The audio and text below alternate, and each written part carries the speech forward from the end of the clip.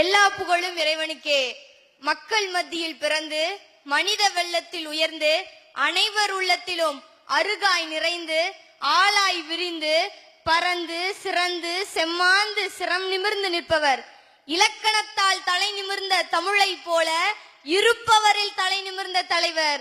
மண்ணாளும் மாசுகின்றி மக்களுக்கு தொண்டு செய்ய பிறந்த முத்தமிழ் அறிஞர்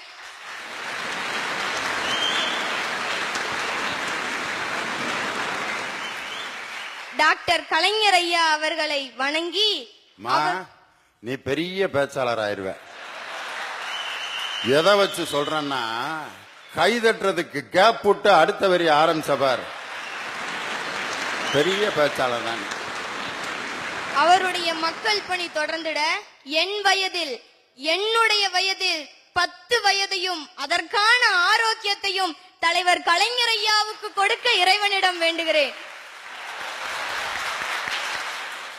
மற்றும் இங்கு வருகை தந்திருக்கும் அமைச்சர் பெருமக்களுக்கும் லியோனி ஐயாவுக்கும் எனக்கு இந்த பொன்னான வாய்ப்பை ஏற்படுத்தி கொடுத்த அசசி கிரியேஷன் நிறுவனத்தாருக்கும் என் மனமார்ந்த நன்றியை தெரிவித்துக் கொண்டு என் உரையை தொடங்குகின்றேன். ஐயா, தனி மனித மாற்றம் தான் நாட்டோட முன்னேற்றத்தையே தீர்மானிக்குங்கிறத நான் 110 விதியின் கீழே பேச வந்திருக்கேங்க ஐயா.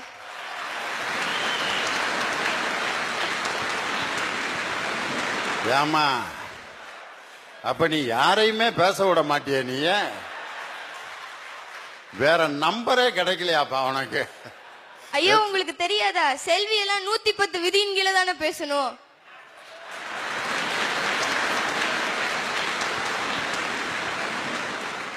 ஐயா, இன்னைக்கு நம்ம நாட்டுல நேர்மை எங்கேயுமே இல்ல. ஊழல் மலிஞ்சு போச்சு, லஞ்சம் தலைவிரிச்சு ஆடுது, கல்வி வியாபாரம் ஆயிருச்சு. விவசாயம்னா என்னன்னு கேள்வி கேட்டா அதுக்கு பதில் சொல்றதுக்கு இன்னைக்கு விவசாயிகள் இல்லை என்பதை மகிழ்ச்சியுடன் தெரிவித்துக் கொள்கிறேன். இவ்வளவு வேதனையான விஷயத்த மகிழ்ச்சியோட தெரிவிக்கிறேன்னா நீ 110 விதியை பேசுறதுக்கு சரியான ஆள் தான். நீ எப்ப அந்த நம்பர் ஆரம்பிச்சியோ நீ வேதனைய மகிழ்ச்சியா தான் பேசுவ. ஐயா, இந்த இடத்துல நீங்க தட்டணும், தட்டுங்கய்யா. ஏமா, இது பேச்சரங்கம்மா. ஐயா, கொலை கொள்ளை திருட்டு இதெல்லாம் நம் நாட்டில் பெருமளவில் நடந்து கொண்டிருக்கிறது என்பதை பெரும் மகிழ்ச்சியுடன் இம்மாமன்றத்தில் தெரிவித்துக் கொள்கிறேன். ஐயா, சட்டசபைக்குள்ள தட்டி கேட்கறவங்க எல்லாம் வெளியே இருக்காங்க. ஐயா, தட்டி தட்டி கேட்கறவங்க தான் இன்னைக்கு உள்ளுக்குள்ள இருக்காங்க.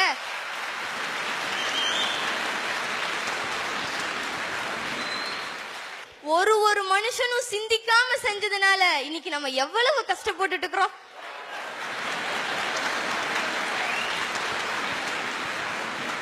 தனி மனித மாறணும். நீ உனக்கு மட்டும் ஓட்டுரிமை இருந்துருந்துச்சுன்னா இன்னைக்கு நாட்டோட தலையெழுத்தே மாறி இருக்க. நீ எது நியாயம்னு தெரிஞ்சு வச்சிருக்க. ஓட்டு போடுற வயசுள்ள ஆளுக தெரிஞ்சுக்காதனால இப்ப நிலைமை இப்ப தலையில துண்ட போட்டு உட்கார்ந்து இருக்க வேண்டிய. தனி மனித மாறணும், மாற்றத்தை கொண்டு வரணும். அத பத்தி தாங்க பேச போறேன். ஐயா, நம்ம நாட்டுல தனி மனித மாறினால இன்னைக்கு நம்ம நாட்டுல எத்தனையோ தலைவர்களை நம்மளால அடையாளம் காட்ட முடியும். 23 வயசுல பகவத்சிங்க்கு ஏற்பட்ட மாற்றம் தான் இந்திய சரித்திரத்தில் இடம்பெற வச்சது. 13 வயசுல முகலாய சக்கரவர்த்தி அக்பருக்கு ஏற்பட்ட மாற்றம் தான் அவர் அரியணையில் அமர்த்துச்சு. 16 வயசுல நெப்போலியனுக்கு ஏற்பட்ட மாற்றம் தான் அவரை பீரங்கி படையோட அதிகாரியாக்குச்சு. 13 வயசுல வீர சிவாஜிக்கு ஏற்பட்ட மாற்றம் தான் எதிரி நாட்டு கோட்டையை அபகரிக்க வச்சது. அவ்வளவு ஏங்கய்யா. 14 வயசுல தலைவர் கலைஞர் ஐயாவுக்கு ஏற்பட்ட மாற்றம் தான் மாணவநேசன்கிற பத்திரிகை ஆசிரியராகவும் இந்திய அரசியல் வரலாற்றுல யாருமே சாதிக்காத வகையில 12 முறை சட்டமன்ற உறுப்பினராகவும் 5 முறை முதலமைச்சராகவும் ஆக்கியிருக்கு. இதுக்கு மேல வேற என்ன உதாரணங்கய்யா உங்களுக்கு வேணும்? 14 வயசுல நம்ம தீபாவளிக்கு முதல் படம் ஷோ பார்க்கணும்னு 40 காசு டிக்கெட்ல ஏறி குதிச்சு மூஞ்சி முறையெல்லாம் பேர்ந்து போய் கிடந்துச்சு. நாங்க 14 வயதுல என் தலைவன் தமிழ் மொழியை பற்றி சிந்தித்ததால் தான் இன்று அவர் தமிழின தலைவர்.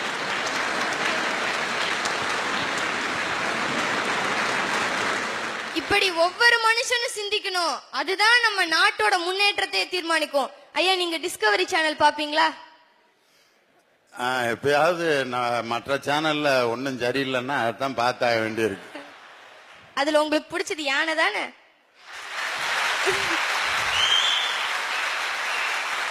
தமிழ்நாட்டுல மனுஷனா பிறந்ததுக்கு யானையா பிறந்திருந்தா கூட ஒரு 40 நாள் சந்தோஷமா ஊட்டிக்காவது போயிட்டு வந்திருக்கலாம். ஐயா, நான் அந்த சேனலை ரொம்பவே விரும்பி பார்ப்பேன். ஏன்னா அந்த சேனல்ல வர எந்த மிருகமுமே மேக்கப் போடாது, பொய் பேசாது, வசனம் பேசாது, நடிக்காது. ஐயா, அந்த சேனல்ல ஒரு தடவை மலைப்பாம்பு முதலைய பத்தி போட்டிருந்தாங்க.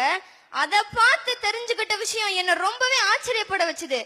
ஐயா, நம்ம நல்ல சாப்பிடறவங்களை பார்த்து என்ன சொல்லுவோம்? நல்லா சாப்பிடறவங்களை பார்த்து நல்லா சாப்பிடறாரு, உணவு உண்பவர். அப்படி இல்லைங்கய்யா, சாப்பிடறதுக்கு நல்ல முதல மாதிரி வாயை திறந்து வச்சுட்டு இருக்கிறேன் பார். இல்ல தின்ன முடியாம தின்னு மலைப்பாம்பு மாதிரி நெளிஞ்சுக்கிட்டே இருக்கிறான் பாருன்னு சொல்லுவோம். ஆனா அந்த முதலையாகட்டும் மலைப்பாம்பாகட்டும் தன்னோட முட்டைய மணல்ல வச்சு அடகாக்கும் போது அது செய்யற தியாகத்தை பார்த்து அசந்து போயிட்டங்கய்யா. அவ்வளவு நல்லா சாப்பிடக்கூடிய மிருகம் தன்னோட முட்டைய மணல்ல வச்சு அடகாக்கும் போது சாப்பிடாம பட்னியா இருந்து கிட்டத்தட்ட 30 கிலோ கம்மியாயிருமா. இதுல இருந்து நான் என்ன தெரிஞ்சுக்கிட்டேன்னா, இறைவன் படைச்ச படைப்புல அது மனுஷனாகட்டும் மிருகமாகட்டும் தாய் அப்படிங்கிற உறவு மிக உயர்ந்ததுன்னு. முதுமைங்கிறது எல்லாத்துக்கும் வர்றதான், அதுக்காக என்றும் 16 இருக்க முடியுமா? இன்னைக்கு வயசான பெற்றோர்களை வீட்டுல வச்சு பாக்குறதுக்கு யோசிக்கிறாங்க. நம்ம நாட்டுல கூட்டு குடும்பம்லாம் சிட்டுக்குருவி மாதிரி அழிஞ்சுக்கிட்டே வருதுங்கய்யா. உயிரோட இருக்கிறப்போ பெத்த தாய் தகப்பனுக்கு தண்ணி கூட கொடுக்காம இருந்துட்டு அவங்க இறந்ததுக்கு பின்னாடி பன்னீரால குளிப்பாட்டுறாங்களே, இது தேவைதானா? உயிரோட இருக்கிறப்போ பெத்த தாய் தகப்பனுக்கு ஒரு ரூபா சோறு ஓடாம இருந்துட்டு அவங்க இறந்ததுக்கு பின்னாடி போட்டோக்கு மாலை போட்டு பலகாரம் எல்லாம் படைச்சு வைக்கிறாங்களே, நான் கேட்கிறேன், என்ன பிரயோஜனம்? ஐயா, இவங்கெல்லாம் சின்ன வயசுல படிச்சதை மறந்துட்டாங்கன்னு நினைக்கிறேன். முற்பகல் செய்யின் பிற்பகல் விளையும். இன்னைக்கு அவங்க என்ன செய்யறாங்களோ அதுதான் நாளைக்கு அவங்களுக்கு.